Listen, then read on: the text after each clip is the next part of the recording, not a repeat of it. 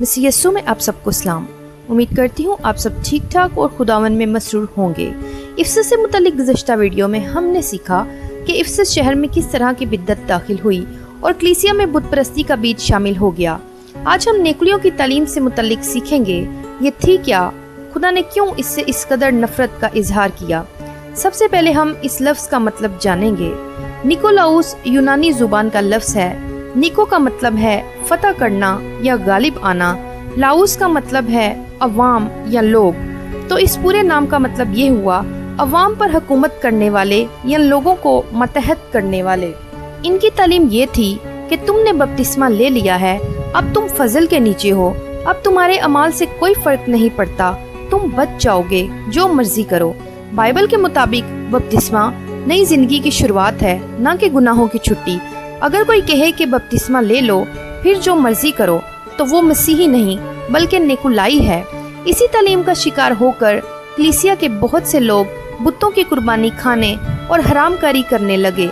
यही वजह है कि खुदा को इनसे इस कदर नफरत थी। अब हम देखते हैं बर्तरी और आला मुकाम वाली बिद्दत कलीसिया में कैसे आई। आइरेनियस के मुताबिक इन्होंने क्लर्जी और आम लोगों के दरमियान दीवार खड़ी कर दी। अब सवाल उठता है, क्लर्जी क्या है? क्लर्जी लफ्ज़ यूनानी लफ्ज़ क्लैरस से निकला है। इसका मतलब है विरसा, हिस्सा या कुरा।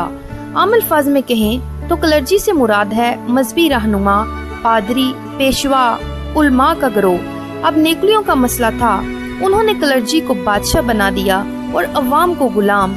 और खुदा को ये इक्तदार का गरूर पसंद नहीं, खुदा को गरूर से नफरत है, इसलिए खुदा ने इनकी तालीम से नफरत का इजहार किया।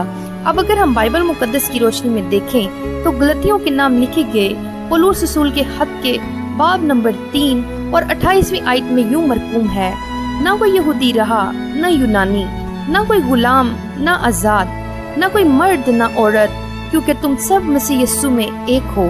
अब यहाँ पर पौलुस रसूल सख्ती से नेकुलियों की तालीम की मुखालफत करते हुए नजर आते हैं। बाइबल मुकद्दस में कहीं भी ये बात दर्ज नहीं कि पादरी, बिशप या कोई भी ऐसा शख्स जो चर्च की खिदमत सर अंजाम देता है आम अवाम या कलीसिया से बरतर है। आजकल के पादरी साहिबान खुद को कलीसिया से रूहानी और जिस्मानी दोनों तरह से बरतर समझते हैं, मगर खुदा का कलाम ये तालीम नहीं देता। देखे पहला करंथियों 3 बाब और उसकी 16वीं आयत में यूं लिखा है, क्या तुम नहीं जानते कि तुम खुदा का मकदस हो और खुदा का रूह तुम में बसा हुआ है। इस आयत के मुताबिक तो हर शख्स जो खुदावन यीशु मसीह पर ईमान लाया और निजात हासिल की, खुदा का मकदस होने का शर्फ उसे हासिल हुआ। तो मुझे बताएं, हमने आज ये फर्क कहाँ से पैदा कर लिया?